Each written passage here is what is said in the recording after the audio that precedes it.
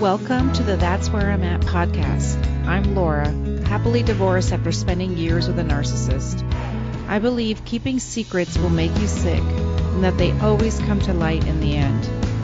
As women, we're often told to be quiet, don't share your story, don't talk about the things we go through. It's making women sick, sad, and suicidal. We don't have to be on the other side to share our story. This show is for the women still in the middle of the mess, but showing up bravely as they heal.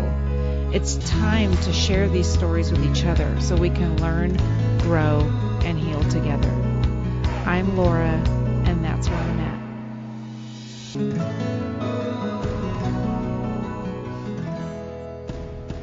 Hi, guys, and welcome back to the That's Where I'm At podcast. Today I have Alana. Alana Sharps is the founder of SurThrive Tribe and carries a wealth of experience as both a high conflict divorce and child custody consultant and a best-selling author. Her expertise extends beyond her professional achievements and is rooted in her personal triumphs. Having navigated through the complexities of a toxic marriage entwined with psychological abuse, Alana emerged as a committed advocate for those facing similar trials. Her story is one of transformation from a victim to an empowered survivor, and it fuels her dedication to guiding others through the challenging landscapes of domestic strife. So welcome, Alana. Thank you. Thanks for having me. I'm so glad you're here. It sounds like you have a wealth of information for us that we are going to be able to use, that's for sure. I'd love to know how long after you left your toxic situation that you started helping other people. Approximately 2024. So I left my marriage in 2018. Okay. In 2021, I started helping others. So I had to get through my divorce and my child custody situation, get over all of the feelings that are associated with that. Yeah. Educate myself on how the legal system works. I actually took a course to become a divorce coach. Yeah, And that's when I awesome. got certified, then I started helping others. Yeah, that's amazing. So it's amazing to me. I don't know if you had this. Did you know he was a narcissist or toxic or whatever before you left your marriage? Were you seeing that? I had a covert narcissist. So I was really brainwashed until even after we were divorced. What was your experience like? I had the same experience. I knew something was not right, but I couldn't put my finger on what it was. That's it. It's like something's wrong. What is? Yeah. And I left the marriage, and you go through an awakening. Yeah. There's no other way to explain it. It's like your eyes are wide open, the fog lifts. Yes. I was scrolling through Facebook, and I was on Red Table Talk. Okay. There were a bunch of women on there talking about narcissists. Yeah, with Dr. Romani, I think. I think Dr. Romani was on Red Table Talk. I don't know if it was her, but she was on there. Yes.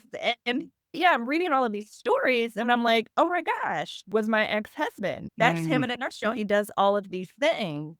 Yeah. The ironic thing is, I had a therapist back when I was still in my marriage tell me that my husband was a narcissist, and I dismissed her. I didn't believe her at all. I'm like, oh, it's not my problem. That's not uncommon, I think. And I think when we're ready to hear it, because I had a friend say to me, this was after my divorce, after I figured it all out.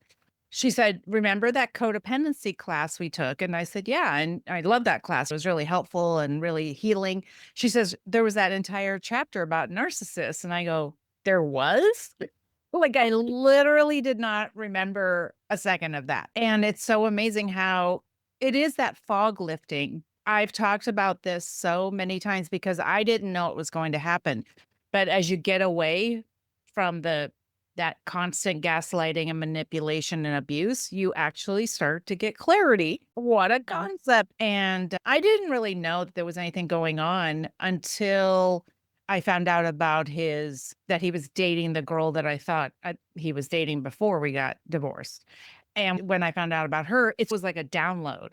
So I don't know how it happened to you. It is almost like an awakening, isn't it? It is very much. Yeah. As the day, literally, like my first week after I left my marriage, I had so much clarity, and I started journaling. I started doing with therapeutic journaling, and I was doing a brain dump, everything that I had. Oh, that's in my great. head. And I literally started from the day that I met him.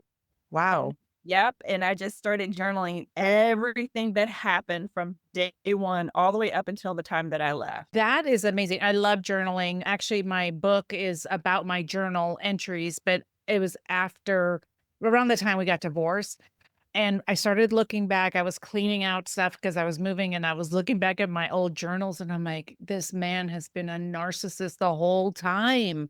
I Yeah. just didn't see it. I didn't know. And that's why we educate people, right? Because I didn't know. And I didn't even know what that meant because I think sometimes we think of the grandiose narcissists, right? That you hear the ones that are very grandiose might be people who are like running for president, things like that. Like they're really out there in your face and they tell you how great they are, those kinds of things. Not the ones that are covert, like we had, that are Yes. different behind closed doors. And then out in public was yours, I don't know, a great guy. I don't know. Mine was a nice guy. That's how it was out in the public. I call them undercover narcissists because Yes. they really are undercover. Yeah. And when they're in public, they're the perfect father, the perfect spouse, the perfect everything. People love them. You get them behind closed doors, and the poor families are tormented by Yeah. this person. Yeah. And it's hard to understand, right? Because I didn't have any physical abuse. And so it was hard for even my brain to understand what had happened. And I started to unravel, right? Yes, this was emotional and psychological abuse. It's still abuse. And so behind the scenes for you, what was going on? And even though you may not have known the word for it, what was happening behind the scenes and how did you guys meet? And how long did you spend together? So we met on a dating app, which was called love.aol.com, way back when. It doesn't even exist anymore. Okay. And this was when dating online was taboo. Oh, okay. Yep, when you told folks you met online, they look at you like you had 2 heads. That's Yeah. yeah, and he was perfect in every way. Initially, I did not want to date him because he's 6 years younger than me. Oh, okay. I expressed that to him, "You're too young for me, I'm not interested in being in a relationship," Yeah. and that was the first boundary that he pushed. He did not take no for an answer, and he continued to relentlessly pursue me to Yeah. break me down and get me to consider dating him. We see that in the movies, right? Or in TV shows or whatever, that it's so romantic. He just pursued me until I said yes. And it's guys, they have to take no for an answer. Or if not, they shouldn't have to convince you. You know what I mean? And I totally feel you. Like I would be the same way because we have that deep need. That's why I did so much inner work, right? I don't know. I have that deep need to be wanted and somebody pursuing me. Oh my gosh, they want me. It's so great. That's exactly right. I got flowers every day.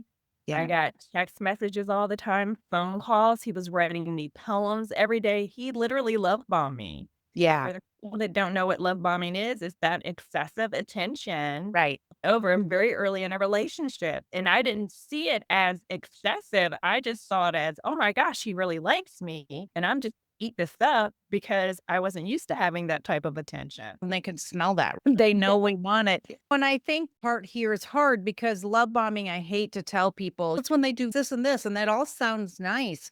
But when you couple that with you were saying no, you were saying, like, I don't want to date you. These are the reasons I don't want to.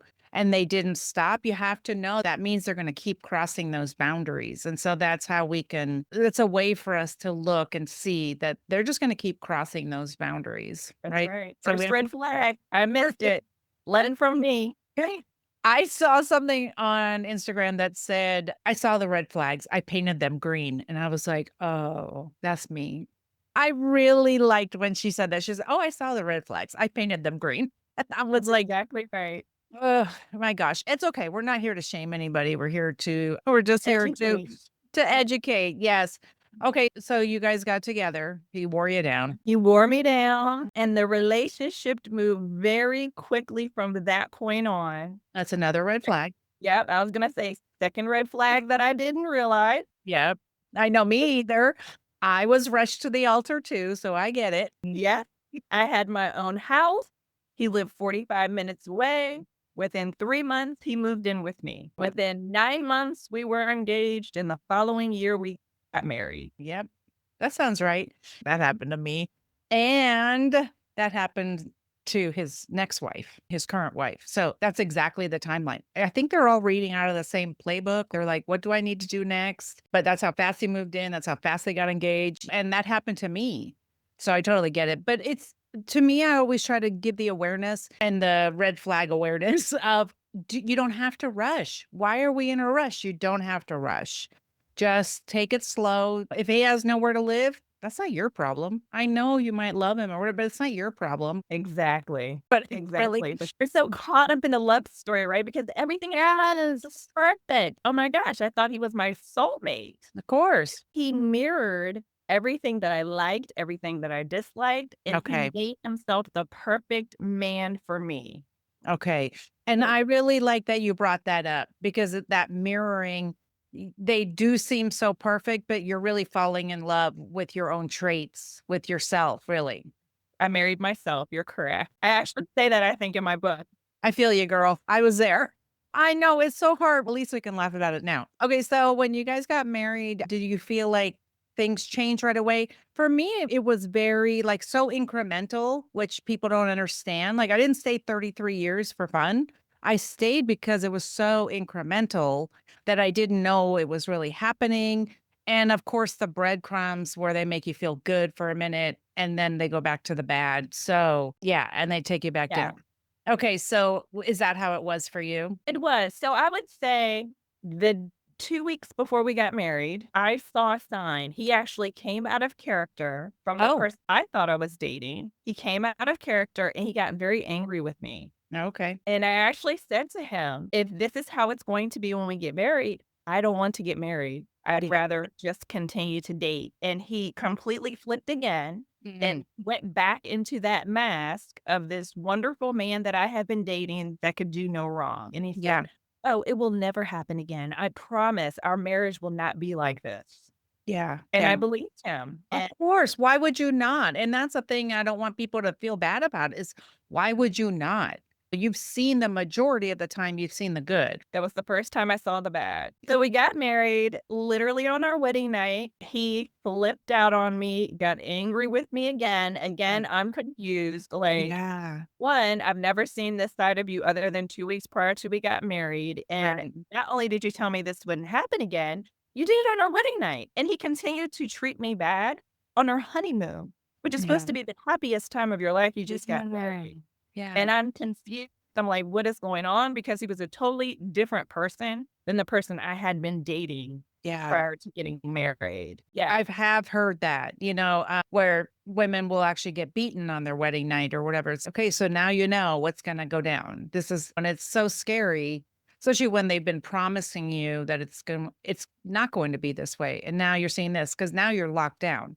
Now you're married. Now it's a bigger deal. That's right. Yeah. And I overlook it, right? Because again, I am looking for the man that I dated. And the Yes. man that I'm seeing act out, that's not the man that I dated. Yeah. So you get caught in this circle of trying to do everything that person is asking of you, whatever they complain about, you're trying to fix because you're trying to get back to Yeah. that man that you dated, Yeah. not realizing that man never existed. Oh my gosh. That man that you're trying to get back to, that those happy times, getting back to the good times, that was the fake stuff. This is That's the right. what they're showing you now is the real stuff. That's what I had heard is who they are at the end, right? And we could say this is like because if he continues like this, who they are at the end is who they've always been. And when I read that, I said, that is so true because the way he treated me at the end, the last couple of years of our marriage, was like a culmination of all the bad in our marriage. And it broke my heart. To me, it broke my heart because I don't know how you are as a person, but I would guess you're very empathetic, the line of work you do. So we're givers. Ugh, but those takers are gonna take, aren't they? They are, and they suck you dry. Yeah. And so that's why we have to keep educating and really, and we can go back to the story. When you work on your self-worth, don't you think that's so important? When we know our value, when we know our self-worth, it makes it easier to say, this is not okay. and move on. And I'm not saying run away, but I always say I'm not against marriage. I'm against abuse. Please leave your marriage if you're being abused. It's so scary. But working, I'm sure you had to do a lot of work on your self-worth and your value. I really did, and it wasn't until I went through therapy after I left my marriage, the reason why it was so easy for him to come in and take control of my mind like that is because it was normal to me. It was how my mother treated me during childhood. So when he Okay. started to treat me bad and belittle and demean, Yeah. it was my familiar. I didn't immediately see it as something wrong Yeah. because it was something I had already experienced. Okay. And Yeah. that was eye-opening for me. And we may not even know that. We may not even know because our childhood is normal to us and it's a Right. certain way for us. And yes, and I totally understand that because there's certain things that went on in my marriage. I was like, oh, okay, I remember that from my childhood. That's no wonder that I allowed it. And then also for me, when my self-esteem was so low, I was the one who tried to convince other people to like me rather than going, that person just doesn't fit in my life. They're treating me poorly. It's okay if they treat me poorly because they don't need to be in my life because I don't have to convince them to like me. I like me. But that took a lot of work. I was gonna say that's after a lot of healing and a lot of working on yourself. Yes. That's the point we want to get to so that people can see the real us and we can attract the people who need to be in our life. Agreed. Agreed. Yeah. Subtle. Yeah. Like It we were is. talking about before. Yeah. Yeah. And then you guys ended up having kids together. We did. So I had a son from a prior marriage, Okay. and then we ended up having 2 children together. Okay. I wanted to ask you when that happened on your honeymoon, did he apologize or do you say, I'm sorry, it's not going to happen again or anything? Or were you just so scared that you just didn't want to leave? Or what was going on in your head? He never apologized, Okay. and I was more in shock Yeah. than was scared Yeah, that makes because sense. I had not seen this type of behavior before. So I was trying to reconcile in my mind what Yeah. is, and then you dismiss it, right? As, oh, it's a certain situation, it's not gonna happen Yeah. again. Come up with all these reasons why Yeah. he's acting that way. And then in the end, I just ended up dismissing it because again, this wasn't the man that I dated. And so you were thinking, I need to get back to that man that I dated. I'm going to do all the things. I'm going to be good or whatever he's telling you. If you would just stop doing this, then everything will be fine. And I just remember all that. If I would just be better Yeah. and insert all the things, if I would just be better, he wouldn't get so angry at me. He wouldn't have to, whatever. I don't know if that's how the things you heard. That's how it works. Yep, if I would Okay. just do what he said, if I just did more of this, if I didn't do that, Yeah. you start to pacify the person to keep the peace. Yes. And my honeymoon really dictated how the rest of the marriage went because, yes, I went into that pacifier role, Yeah. trying to calm the waters to keep the peace. Yeah. And we're not keeping our own peace. That's for sure. There's no peace in us. So you guys had a couple of kids and so how was that? How was he with the kids? So my first child was my daughter, and he just 100% went into love with her. Oh, So okay. yep, the attention that my oldest son and that I were receiving at the time was pretty much non-existent because my daughter became the focus. Oh, okay. He wanted to be mom and dad to my daughter. As my daughter was growing up in the very early stages of her development, he wouldn't let me bond with her because he wanted her to recognize him as the main parent.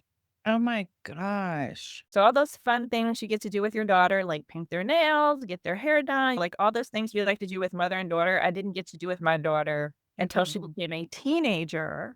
Wow. And I got to spend more time with her. She was starting to pull away from dad in the teenage years. And that's when actually started to build a close relationship with my daughter. And was there a reason she started pulling away or was she just being a teenager? I didn't realize the reason until after I divorced. Oh, okay.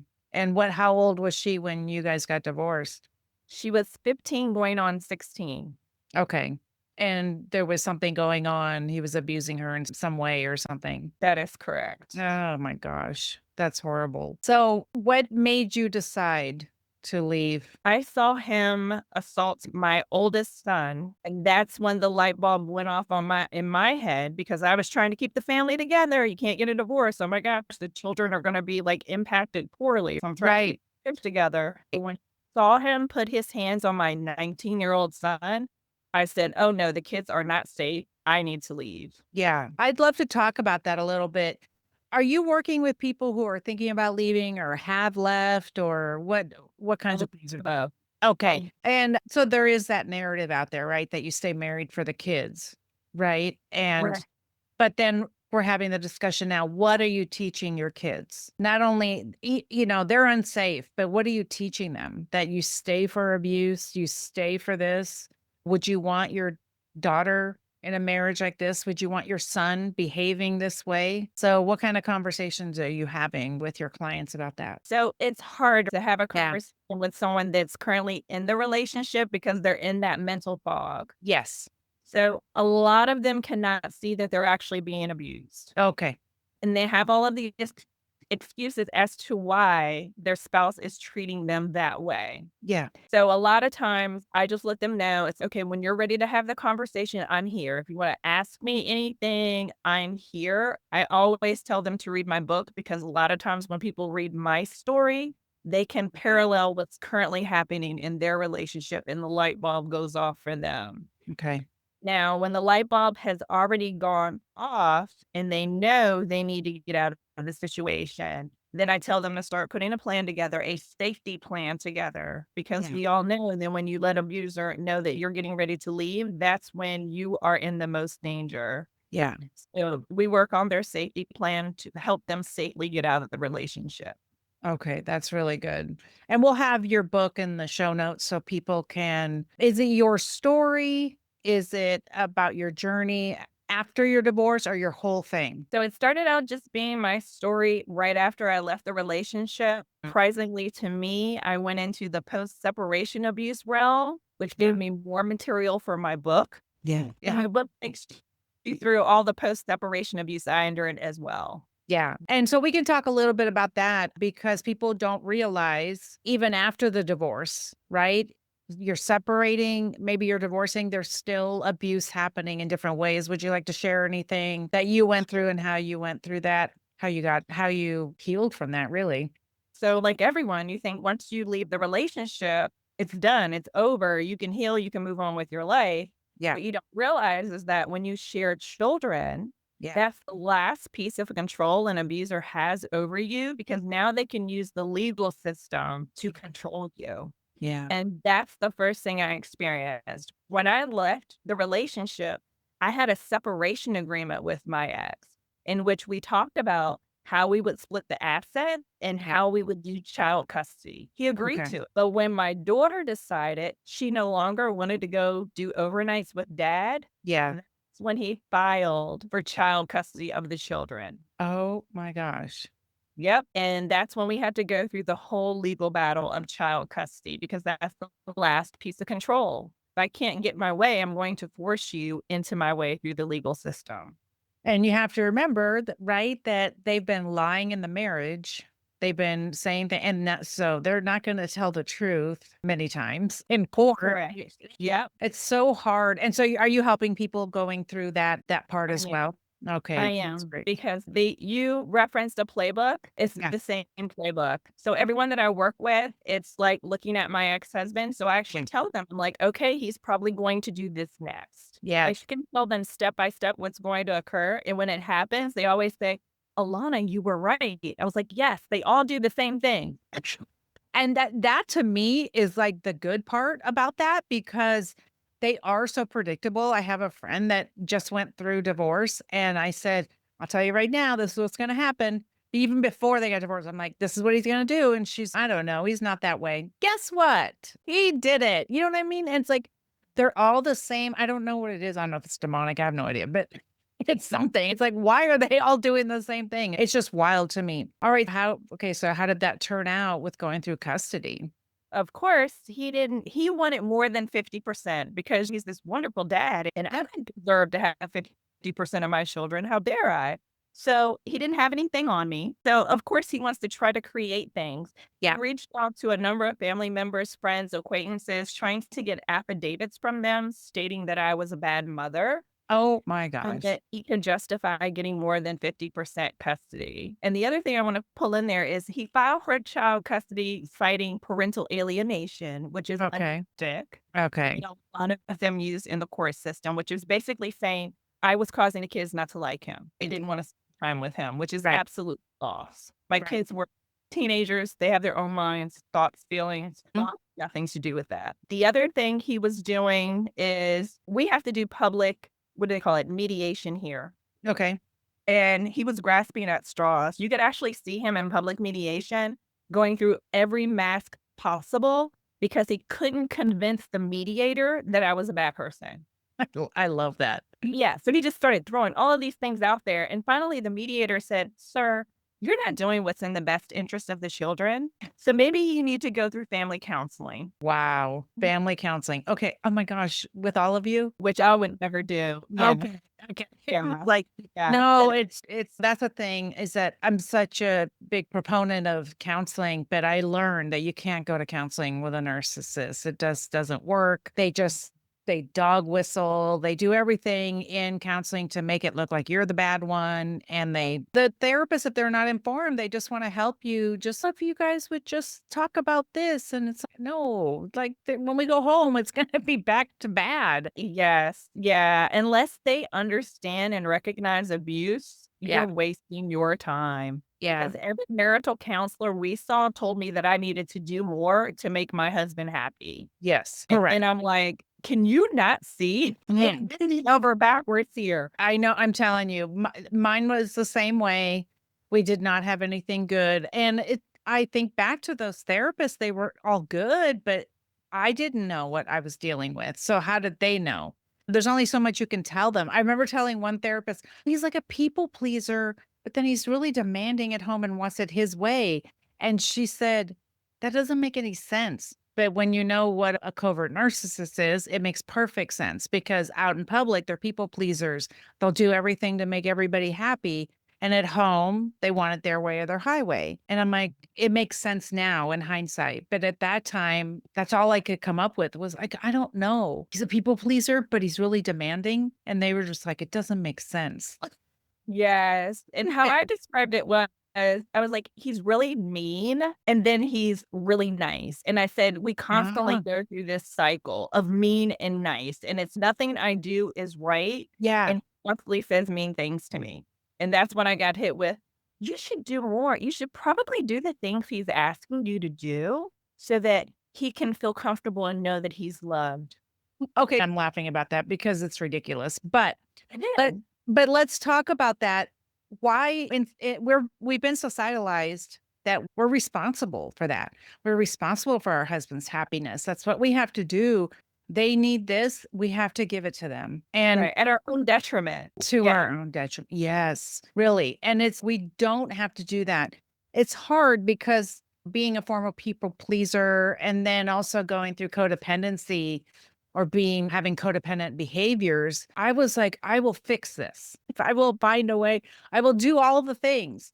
If you're with a narcissist, nothing's ever good enough. You are never good enough. It does not matter if you do exactly what they wanted. They're not going to remotely even care. That's just what they expect. They expect the world to revolve around them and you're just living in their world and that's it. And so it's hard so you have to go to trauma informed therapists, I would guess, or even coaches. I like the idea of a coach therapy and then a coach as well to move forward.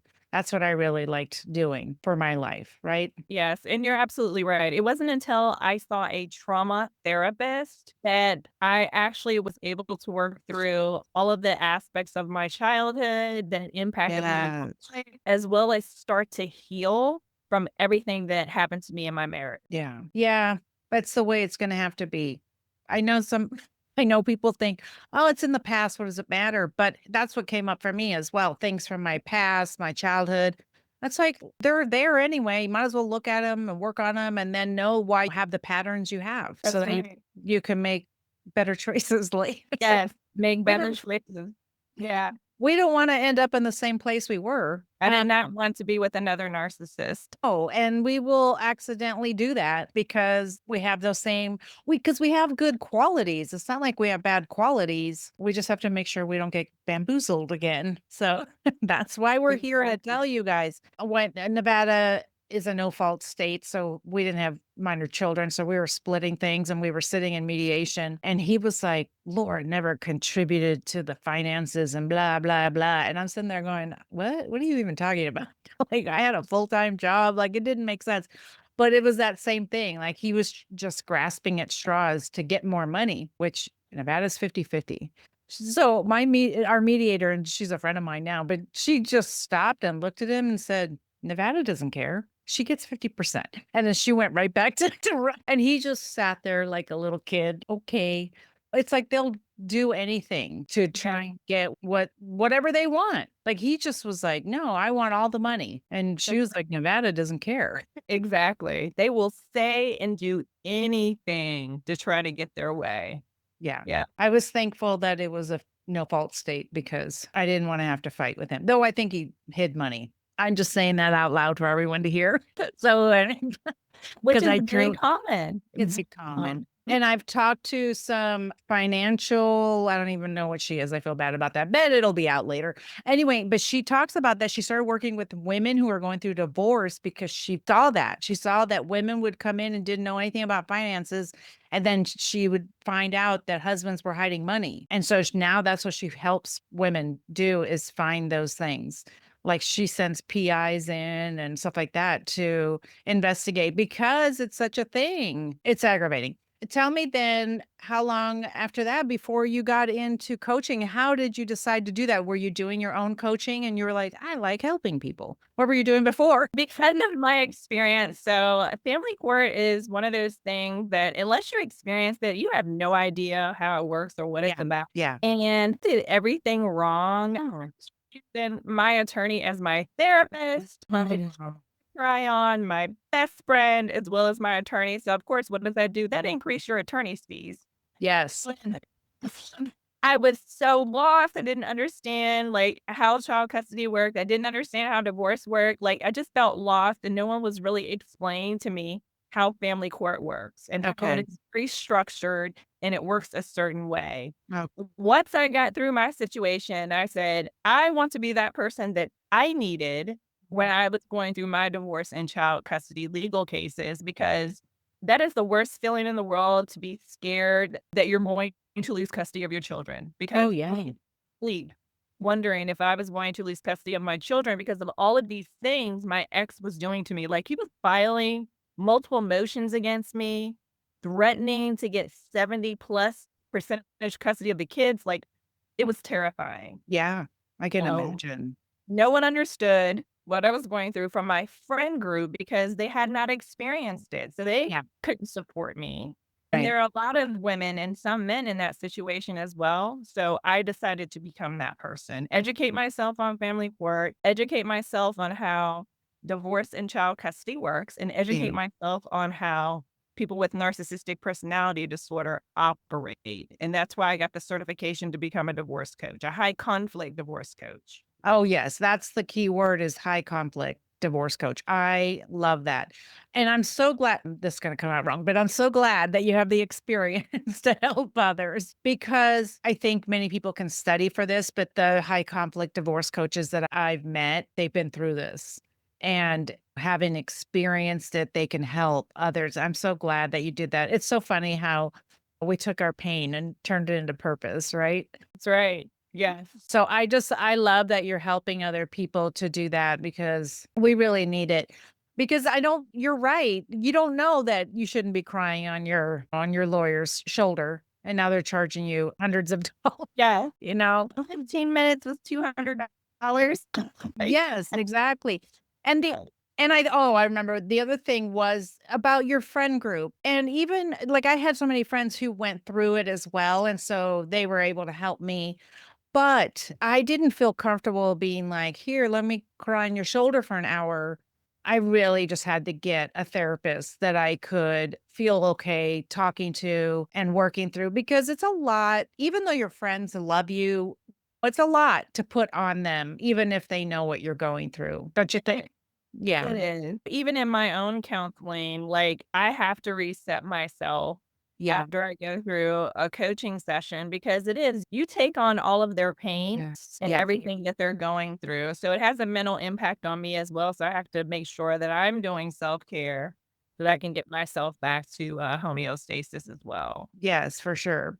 So what are some of the things that you did after to heal? I did EMDR therapy. Love it. Yeah.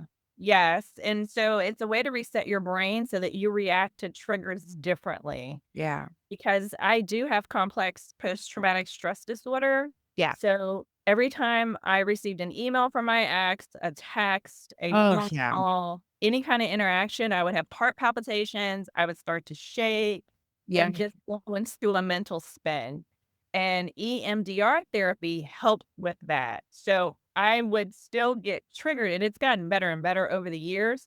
But initially, I would still get triggered, but I wouldn't react that way. That's It would great. just be like, yeah, stop me in my tracks. It's okay. I felt that trigger, but I'm not shaking, and I no longer have the heart palpitations.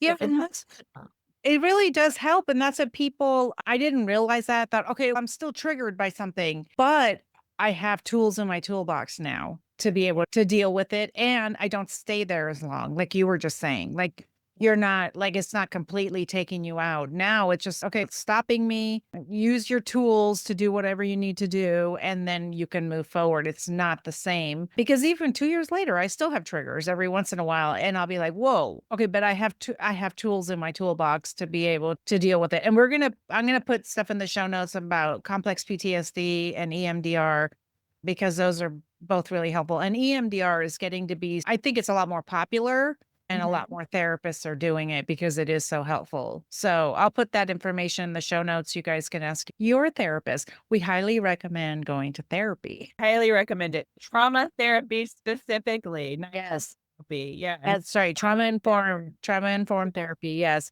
Yes, that's for sure. And so that you can work through some of these things. Okay. Thank you so much for being here. Where can everybody find you if they want to work with you? And we're going to put everything in the show notes as well. All right. You can find me on all of my social media. I'm on Facebook, Instagram, TikTok, as well as my website, which is SurThriveTribe.com. Okay. And you can reach out to me that way. Alana, thank you so much for being here. I really appreciate it. We're going to put everything in the show notes so you guys can call her up and work with her because your information has been so great. Thank you for the work that you're doing to help others from the perspective. You have unfortunately, such a wide perspective. But I know that it's beneficial for others. So thank you so much for being here. I appreciate it. Thank you for having me. Guys, if anything resonated with you today, will you please go to social media and leave us a message? And also, of course, go to Apple, Spotify, YouTube, and tell Podcast Land you love us so we can keep doing this work. And of course, always remember your voice matters. I'll talk to you guys next time. Thank you for joining me today on the That's Where I'm At podcast. Did the story today resonate with you? Do you think others would benefit from hearing the stories we are telling? Please go to Apple or Spotify right now to leave a review so everyone in podcast land will know you love the show. We want to continue sharing stories of hope and healing. I'll be back next time. I'll talk to you then.